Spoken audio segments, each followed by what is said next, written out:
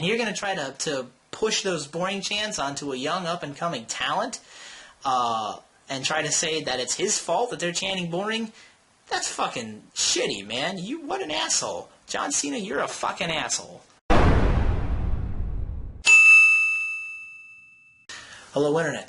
JB Squared 61279 coming at you with a wrestling review for Monday Night Raw, the April 15th edition of the show.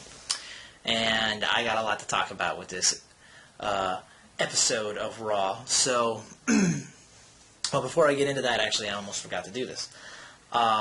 Anybody watching my videos, I really appreciate the views. It really helps out. Another thing you can do to help me out is to like my video on YouTube, subscribe to my YouTube channel, because each like I get, each subscription I get, bumps my videos and my channels up just a little bit higher in the ominous YouTube search engine. So if you could do that, I'd really appreciate it. It would really help out a lot. Now, anyway, let's get into this Monday Night Raw. Okay, so the show opened with a 2-on-1 handicap match. It was Randy Orton and Sheamus versus The Big Show. And I thought this was kind of weird to have two good guys, two faces going up against one heel. Because usually, if you're trying to generate the proper reaction from the crowd, it's usually two heels going against the face, and you make the face the underdog. But in this match, the Big Show was the underdog, which was kind of weird. Even though it is the Big Show and he's supposed to be, you know, the world's largest athlete and all that crap. He was facing Orton and Sheamus, which are two high-profile stars in the company. So it kind of felt like Big Show was the underdog in this match. And that was a little weird because he was supposed to be the heel. But anyway, the match was pretty good. There was a big back body drop off of the top rope, or the second rope, from Sheamus to the Big Show, and that was pretty cool. Can't remember having seen that in a while. And then there was a big DDT by Randy Orton, having Big Show draped over the third rope and DDTing him. That was another cool bump that the Big Show wound up taking. And in the end, Orton and Sheamus won the match. And I kind of felt bad for the Big Show because he just didn't have a chance. I mean, aren't you supposed to feel bad for the face and not the heel? It seemed kind of weird. But the match was good, at least. It just didn't really make a whole lot of sense from a booking standpoint. And now I'm wondering what's going on with this feud between Orton and Big Show. Or Orton, Sheamus, and Big Show, because, like, they got their win, the faces got the win over the heel clean. Does that mean that the feud is over now? I certainly thought it would have went on longer than that, but whatever. Alright, so, next segment was 3MB, the three-man band, coming out. And these guys are awful. I mean, Slater is supposed to be awful to draw laughs, like so bad he's funny, but sometimes I just don't feel like listening to that shit. So I skipped the whole fucking promo where they were talking. I didn't care. It was just a setup for Brock Lesnar to come out. Brock Lesnar came out and annihilated those guys, especially Heath Slater. Boy, Heath Slater got fucked up, because he F5'd him onto the barricade. He looked like he broke him in half. And then he picked him up and he did it again. And it was just great to see. It was brutal. And it was pretty funny. Again, I felt a little bad for Heath Slater there. And then that was just to lead into Heyman grabbing the mic and announcing that there's going to be another Triple H versus Brock Lesnar match, a third one, because, you know, Brock Lesnar won one, Triple H won one, now they gotta have the tiebreaker for this feud that nobody wanted and nobody really cares about. I mean, yes, the WrestleMania match was better than anybody thought it was going to be, but do they really want to push their luck and go for a third match? This time inside of a steel cage. And I loved it when Heyman was... He was selling the shit out of this match. He was hyping up what the match was going to be, taking it to the extreme. We're going to break bones. We're going to tear skin off of your bones. It's going to be the most brutal thing you've ever seen. And it's going to be a steel cage match. That was a fucking letdown. Just like when when Paul Heyman came out and said... he was hyping up the stipulation for the WrestleMania match, and it turned out it was going to be no holds barred in the end, which is, again, pretty basic. And this steel cage match, also pretty basic. Like, if anything, it's going to be less violent than a no holds barred match, anything goes match. Unless they bring weapons into the ring before the match starts, maybe? I don't know. It just doesn't seem like it's going to be all that interesting or exciting. But the WrestleMania seemed that way too, and it wound up being better than what it was. But again, these are both part-time wrestlers, so whoever wins or loses is who gives a shit. What's it going to matter in a couple of months from now? The only reason the WrestleMania match still matters to this day is because they're going to have a third match now. So unless they keep having rematches, nobody's going to care. Nobody's going to care. There's no long-term effects for this feud because they're both part-time guys. And yes, I do realize that this is supposed to be... They just got to give Brock Lesnar something to do because The Rock is fucking AWOL right now. And, here's a quick Rock update for you. Turns out The Rock did get injured at WrestleMania, but there's also confirmed reports, whatever that means. Take it from these backstage wrestling news websites, but a lot of people are saying that there's first-hand knowledge that the original ending to the Rock Cena match at WrestleMania was for Rock to beat Cena clean again and then lose the match finally at this next pay-per-view, Extreme Rules. But they changed the ending of the match the day of WrestleMania to let fucking Super Cena win against The Rock. And so reports are saying that, yes, The Rock's injured, but he was also like, fuck it, I'm going to get out of here because they made me lose to Cena clean, and that's not how it was supposed to happen. So that's what people are saying. Again, what's true and what's not, don't really know, but the whole situation seems a little fishy still, even a few weeks later, or a week or so later. So anyway, Triple H versus Brock Lesnar again coming up at Extreme Rules, because Triple H, they're going to draw it out each and every week here like they do, because nobody can ever be on the same show at the same time until the week before the fucking pay-per-view. But yeah, it's going to happen again, and just like before, but I don't really care. So the next match was Kofi Kingston versus Antonio Cesaro for the U.S. title. It was a United States Championship match. And it was the weirdest fucking thing that I've ever seen when Antonio Cesaro came out and he yodeled all the way down the ramp into the ring and stood in the middle of the ring doing it. Like, it was really fucking stupid.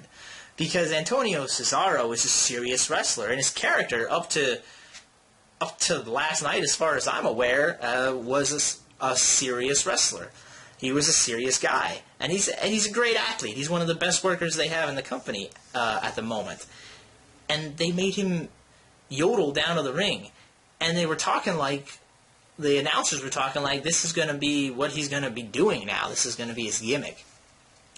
What the fuck is that about? He's a serious guy.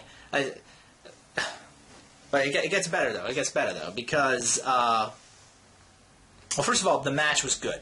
I did like this match. There was a cool spot where Kofi went for a splash off the top rope, like just a top rope body splash, and Cesaro caught him in midair, and he turned it immediately into a backbreaker. It was a nice, clean, crisp counter right into a backbreaker. It looked really cool. And there were a bunch of cool spots during the match. It was overall a really good match. And it ended with Kofi winning. He beat Antonio Cesaro, and Kofi Kingston is now the new United States champion.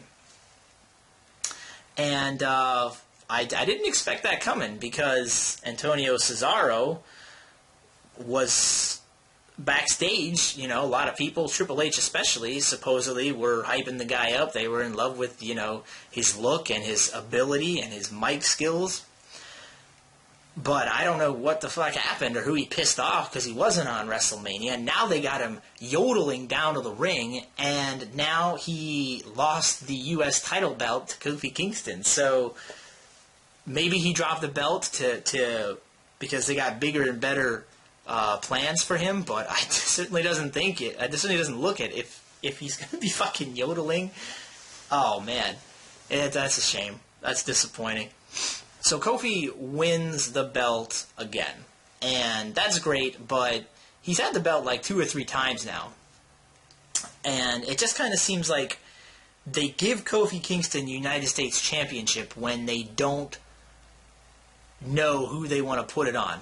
He's kind of like a placeholder champion until the next guy comes that they feel like they want to give the belt to, then they have Kofi lose it to him.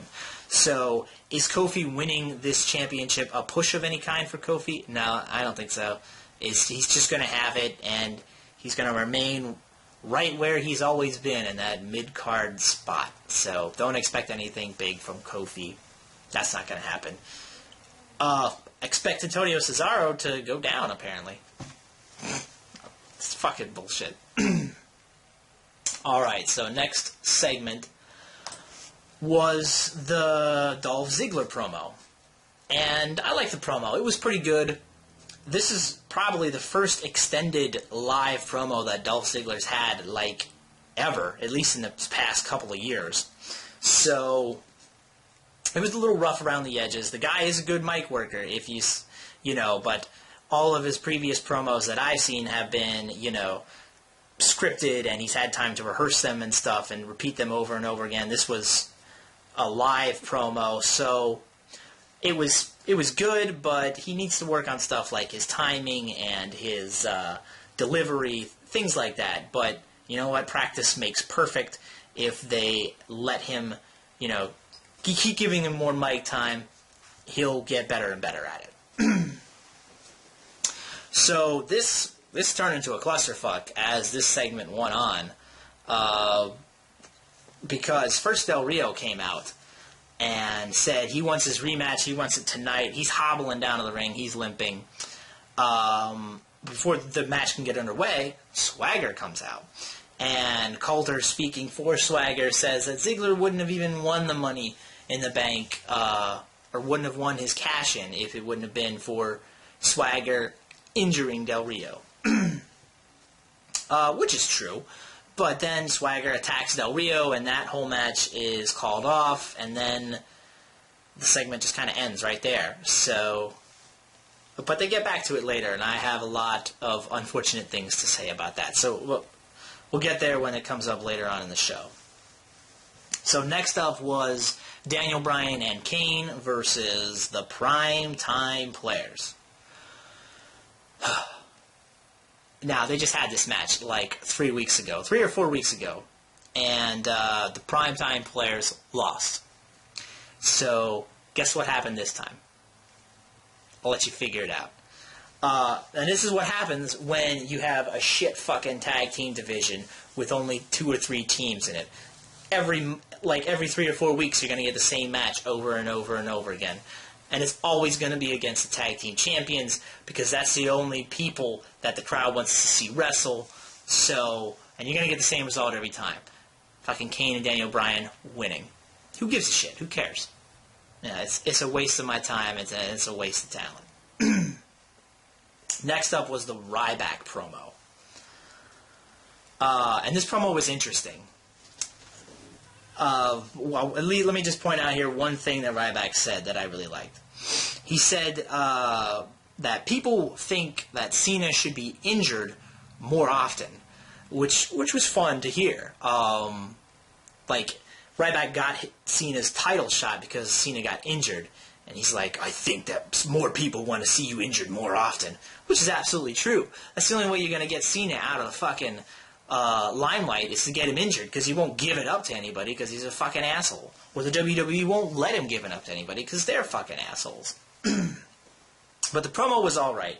It was a little goofy because Ryback just looked really weird because his mouth is super huge and he was articulating slowly each and every word he was saying, and he was this deep, heavy, I just had an orgasm type breathing, so it came off a little goofy, but what he had to say was interesting, because he was talking about, basically what he was saying is everyone gets fed to Super Cena to put Cena over, and it happened to him before, and he's fucking tired of it, so he's not going to take it anymore.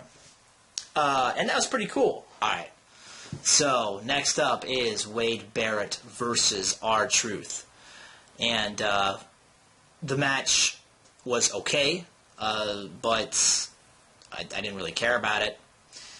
And then fucking Wade Barrett lost. This fucking guy, WWE is just shitting all over him, because he lost the title at WrestleMania in the pre-show. He wasn't even allowed on the fucking card itself. But he gets the title back the next night. But how does that look when the title just keeps jumping back and forth like that, you know? And then, the very next week, on his very next appearance on Raw, he loses again to R-Truth. And it was a clean loss, too. Like, what the fuck, man? So that's just fucking disappointing. I feel bad for Wade Barrett. The WWE, he's a great talent, great mic worker. Again, they don't know what the fuck they're doing. They're shitting all over their talented guys. This guy, now he's going to be in a fucking feud with R-Truth. And I don't even care about it, you know. It's just disappointing. That's all. Yeah, it's just disappointing. And I don't even know what to say, because, I just feel bad for Barrett. I do. Guy gets no respect. Can barely fucking win a match. And there's more of that later on, too. But, next up was something, I don't know, something happened with Booker T and Teddy Long backstage. Off and on throughout the night this was happening, and I skipped every single part of it because I don't give a shit. It's fucking dumb. So, next up was next up was Rhodes Scholars versus Santino Marella, Great Khali, and who gives a shit? Because the match was garbage. It was total throwaway. I don't even care who won. I skipped it.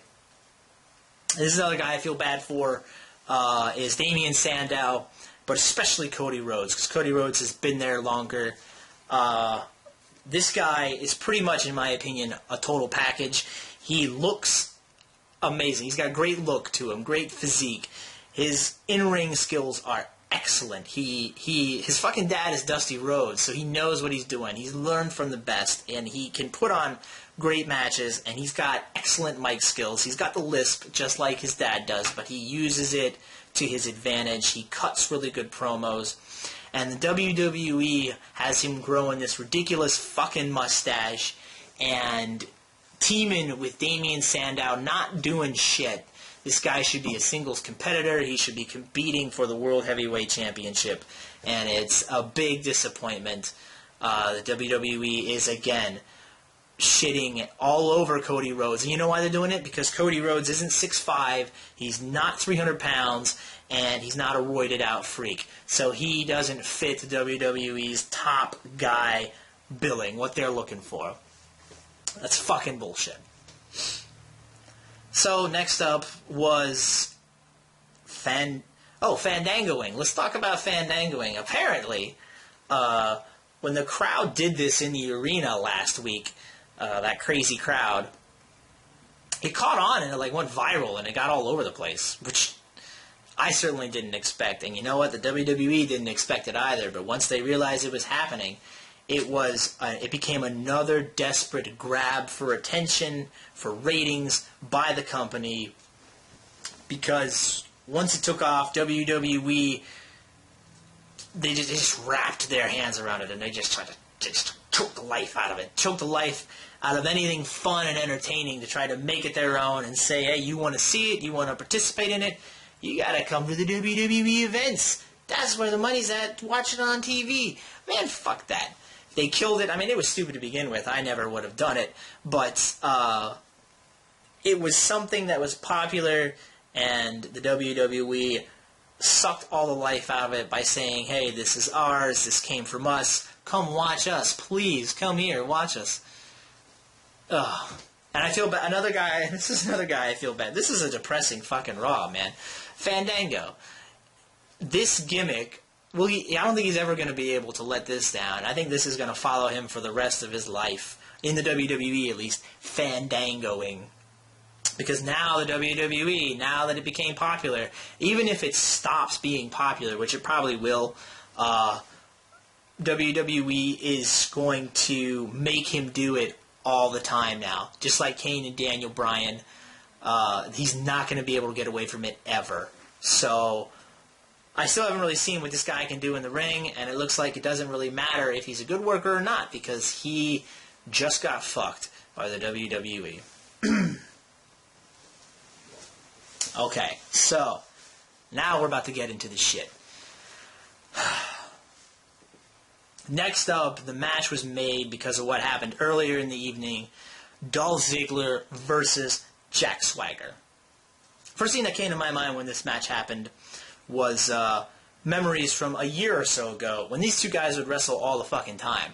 Like every Raw or every other Raw, these two had a match. So it just called back to that. You know, now they're different now. Dolph's the World Heavyweight Champion. Swagger's repackaged into a badass. And now they're having matches again. So that was my first thought that came into my head. Second thought that came into my head was, I bet they're going to have Dolph Ziggler lose this match. I bet they are. The match was good. Ziggler was good in the match. He was talking to Swagger after something happened in the turnbuckle. He's like, oh yeah, bro, that's great, that's great. Slap right in your face. And that was cool to see. But then you know what? The match was pretty good, but guess what happened? Dolph Ziggler lost. Dolph Ziggler lost his first match after winning the World Heavyweight Championship. The very first match on the very next Raw after winning it. And they even replayed the whole fucking segment where he won the title and the crowd was going berserk. He comes out and he loses his first match since being the champion. Really? That's fucking... that's fucking stupid. I was so pissed. And I don't even know why I was, because I saw it coming. I said last week it was going to happen. He was going to lose all of the matches now, up until the title match. And they didn't even let him win one. I was 100% accurate. Oh, man, it's so disappointing, because he's so much better than that. And the WWE, even though he's got the title, guess what? They're going to shit all over him. Oh, yeah. This is great, too. So, not only did Ziggler lose the match to Swagger, but then right after the match, and he lost clean, too. He fucking lost clean. It was like a roll-up. Ugh. So, Swagger beats Ziggler clean. He's walking up to the ramp, and then what happens? A fucking one-legged, injured Alberto Del Rio comes out and successfully beats the crap out of Jack Swagger. So now let's think about that. Del Rio, who's 100%, or Dolph Ziggler, who's 100% healthy, can't beat Jack Swagger in a match. But then Alberto Del Rio, who's got a severely injured ankle he's trying to sell, comes out and beats the shit out of Swagger. How does that make Dolph Ziggler look? Fucking weak, shitty, crappy, WWE just jamming it up his ass. Oh man. It makes him look so weak to have Dolph Ziggler lose to Swagger, and then Swagger get beat by a one-legged man, like immediately afterwards. And it's just disappointing. It's fucking stupid. I mean, you have to build your heels up a little bit. Dolph Ziggler, I understand what they're trying to do, you know. Jack Swagger stole one with a roll-up or whatever. That happens to heels sometimes. But you have to let him win a couple of matches and build up the credibility. It happened in the very next match after he won the World Heavyweight Championship. So everybody's like, well, this guy fucking sucks. I don't want to watch him. Thanks, WWE. But I saw it coming. I don't even know why. Like I said, I'm at a loss of words here. I'm at a loss for words here because it was so frustrating. Like, there's a lot of people backstage, inside the WWE, and people that watch the show that say, why isn't there another Stone Cold Steve Austin around anymore? Why can't the company produce guys like Stone Cold and The Rock or Shawn Michaels anymore? Well, here's why. Because these people first got super popular, all of them, when they were heels. And they got cheers. They got over as heels, and the WWE turned them face once they became popular enough. But nowadays, when you're a heel, you lose every match except for your title defense matches. And you're barely eking out victories on there. And you're chicken shit. And you're pussy. And you're running away all the time. How is a crowd supposed to get behind anybody that acts like that? They can't. Okay, let me tell you. Dolph Ziggler's got all the talent in the world, but that's not going to do anything for him if the WWE doesn't give him a chance to be who he can be. Because it doesn't just take talent to make guys like The Rock and Stone Cold and Shawn Michaels. Yes, they were all talented, but you know what? The WWE has to produce a superstar like that. They have to make that happen. They have to allow it to happen. And these days, they don't. The only guy that got lucky recently was CM Punk, because he came out, he broke the rules, and he said what was on his mind, and luckily he didn't get fired. He got super over. But that's the only exception in the past 6-7 years. Everyone else gets fucking buried when they are a heel. Buried because that's what the WWE does. They don't produce stars anymore. Stars can't make themselves. The WWE has to do something to help them. And they choose not to for all of their heels nowadays. That's why you don't see like guys like Stone Cold and The Rock and Shawn Michaels anymore. Because WWE is fucking stupid.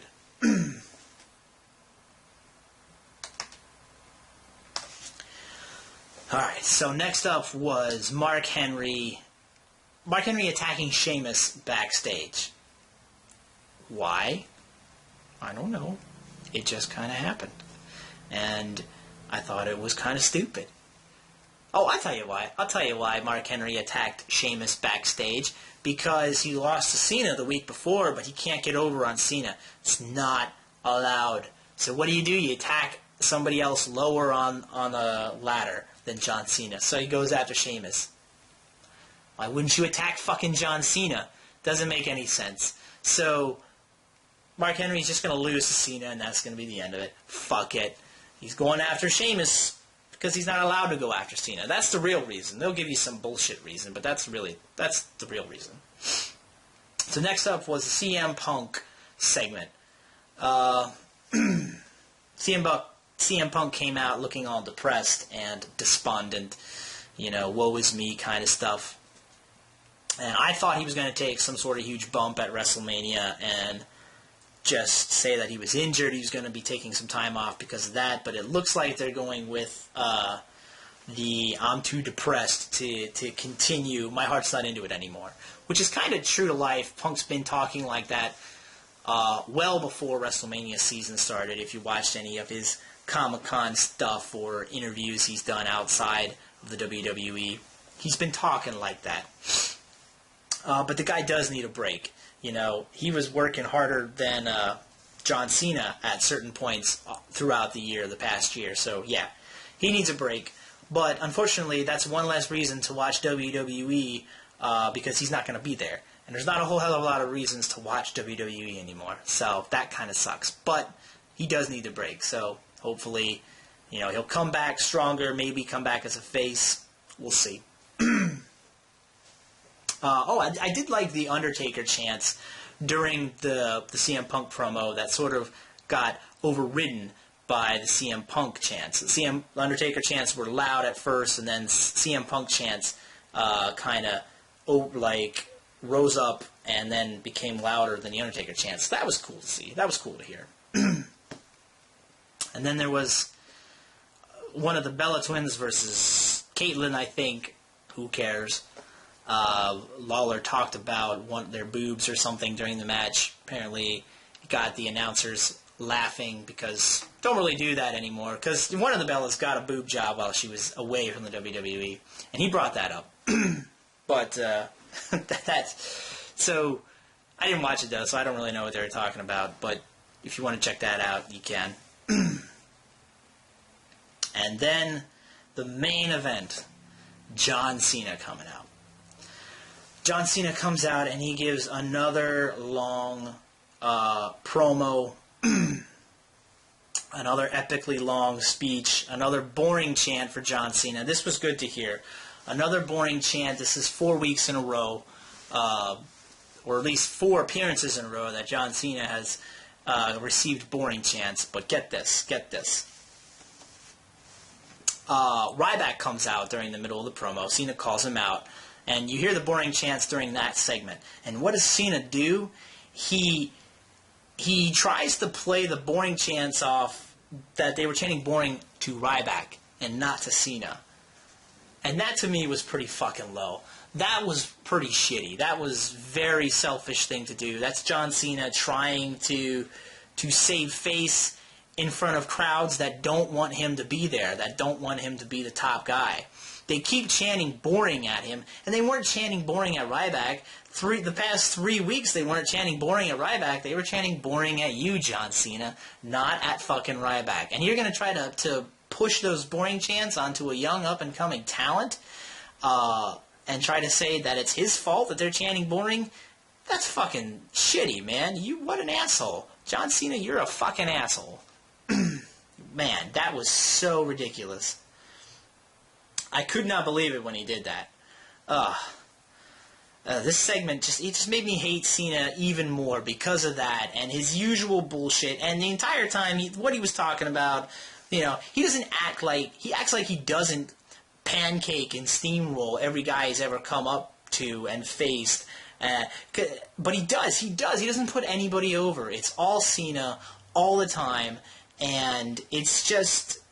He doesn't give anybody a chance to get over clean. Everybody looks like shit when they face Cena. They all get fed to the Cena machine in the end. And I just get tired of seeing it every single week. It's very disappointing. And yeah, there was a production fuck-up during the middle of the promo. The camera accidentally cut away to the Shield being backstage or in the arena before they were supposed to come out. So everybody at home knew it was going to happen. I don't know if it happened in the audience, like up on the Titantron or whatever, but anybody watching TV at home knew it was going to happen. So the Shield comes out, the Shield attacks, Ryback walks away. He doesn't help. I loved it. I wanted to see John Cena get his ass beat. I'm glad it did. And then at the end, the crowd was chanting one more time for Cena to get the triple powerbomb one more time. Because they hit Cena with the triple powerbomb, and then they were like, one more time, one more time. This is the guy that the WWE's pushing down everybody's throats. They want you to gag on John Cena. And they're tired of it. They're chanting boring at him. They're chanting one more time. People weren't shocked when John Cena received that triple powerbomb. They were happy. They wanted to fucking see it happen again. Or maybe, I bet if you ask John Cena, he'll tell you that one more time chant was for Ryback. The crowd wanted the Shield to go hit Ryback with the triple powerbomb. That was the one more time. Right, John Cena? Fuck you, John Cena. God, I hate that, man. The guy, he just doesn't want to give up that spotlight. Or the WWE doesn't want to let him give up that spotlight. So he buries other young talents, even experienced talents. Nobody gets to go over on Cena, and it's disappointing. It made me hate Cena even more. I can't stand it. All right, I just gotta finish this up because I'm just gonna get more and more pissed off the more I talk about it. So overall, this match wasn't very good. This Raw wasn't very good. It was below average, and the ending, the Cena main event. It just makes you get filled with rage and anger and hatred. Don't watch it. Don't watch most of this Raw. But especially don't watch that ending if you don't want to be fucking pissed off. I watched this 24 hours ago, and I'm still pissed off thinking about it. Ugh. What's good to watch? The opening match, Orton, Sheamus, Big Show was alright, and Kofi and Cesaro was great. Not so much for Cesaro, but it was a good match, so check that out. The rest of Raw, nothing really spectacular happened, and nobody cares. So, yeah, that's it. That's pretty much going to do it. Thanks, guys, for watching, and also, again, like the video, subscribe to my channel.